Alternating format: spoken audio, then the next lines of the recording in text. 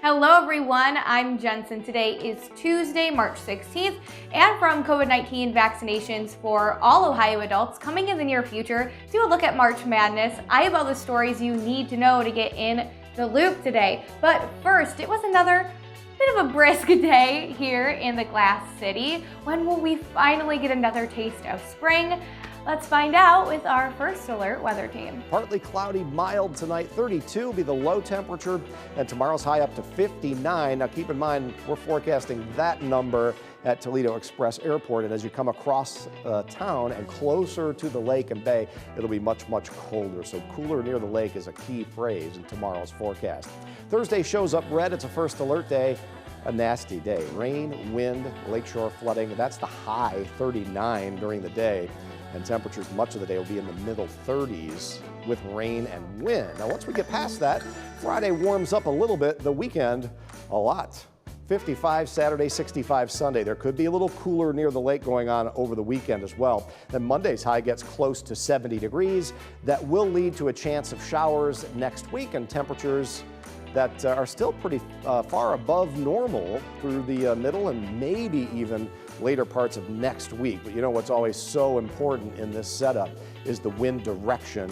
Thursdays is off the lake, and any one of these days next week could fall victim to that as well. And yesterday, House Democrats introduced legislation that would force GOP Representative Larry Householder, who's under indictment for an alleged $61 million bribery scheme, to repay his salary if he's convicted at trial. Representatives said in a news release the legislation isn't specifically directed at Householder, but state lawmakers generally who are indicted for a felony involving public corruption. But Householder is the only state lawmaker known to be under indictment and still collecting a salary and benefits. Now, the bill would require any lawmaker to repay both their salary and the cost of medical and retirement benefits from the date of indictment through conviction. And for some background here, authorities arrested Householder last summer and charged him and several others in a racketeering scheme to pass legislation to bail out coal and nuclear power plants. Prosecutors say funds secretly provided by First Energy and controlled by then Speaker Householder fueled the operation.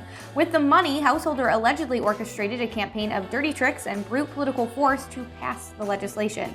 The House voted to remove Householder as Speaker, but Republicans have fought off efforts from Democrats to get him out of the chamber. His successor, Republican House Speaker Bob Cupp of Lima, has for weeks declined to answer whether or not House Republicans plan to expel Householder. Now, Householder pleaded not guilty, as did lobbyist and alleged co-conspirator Neil Clark. However, Clark was actually found dead in Florida yesterday. The medical examiner's office confirmed to our sister station, 10 TV News in Columbus, that Neil Clark was in their care and that an autopsy was underway, but it had not yet been completed as of this morning. And we'll continue to keep you updated on any new information in this case. And today in Ohio, Governor Mike DeWine announced the next phases of his vaccine rollout plan, which included a date for all Ohioans 16 and older. So starting Friday as part of Phase 2C, Ohioans 40 and older can start getting their shot. And also on Friday, Phase 1E begins, including people with cancer, chronic kidney disease, COPD, heart disease, and obesity. Then finally, on March 29th, which is just shy of 2 weeks away, Ohioans who are 16 years old or older will be eligible for their coronavirus vaccine. But keep in mind, those who are 16 and 17 are only approved to get the Pfizer vaccine. As of yesterday, more than 2.3 million people have received at least one dose of the vaccine here in Ohio, which is about 20% of the population.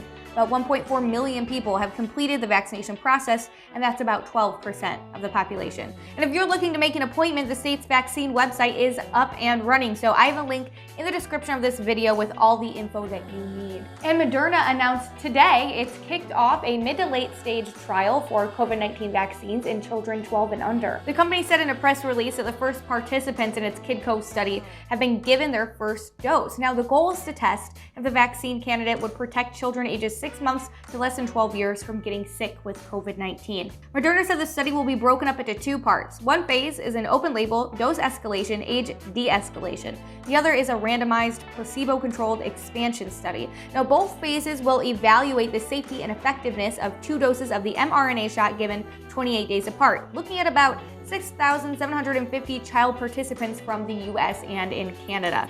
The children in the first portion of the study will receive one of two dose levels. The sizes of the doses depends on the age of the child. In the second portion of the study, some kids will be given 2 Moderna vaccines or 2 placebos. Moderna said all participants in the study will be monitored for 12 months after the second dose. Now we know the FDA has already granted emergency use authorization to Moderna for its COVID-19 mRNA vaccine, but that's only for adults. So far, there's no COVID vaccines approved for children.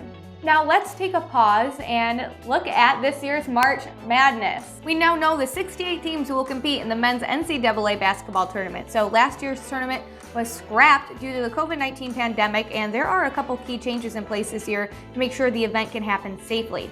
Now first, the entire tournament is happening in one geographic location, with most of the games occurring in Indianapolis. The first 4 will kick things off on Thursday, March 18th. All of the first 4 games will happen on one day as opposed to being spread out over 2 days like past years. Then the remaining 64 teams will compete when the first round gets underway on Friday, March 19th and Saturday, March 20th. And even though there's never been a perfect March Madness bracket, maybe this is your year. I have a link to a printable bracket in the description of this video if you want to shoot your shot. And what are the odds of a perfect bracket? According to NCAA.com, if you were to simply guess or flip a coin for each matchup, the odds of a perfect NCAA bracket are 1 in 9 quintillion, which is a number I've never seen before in my life.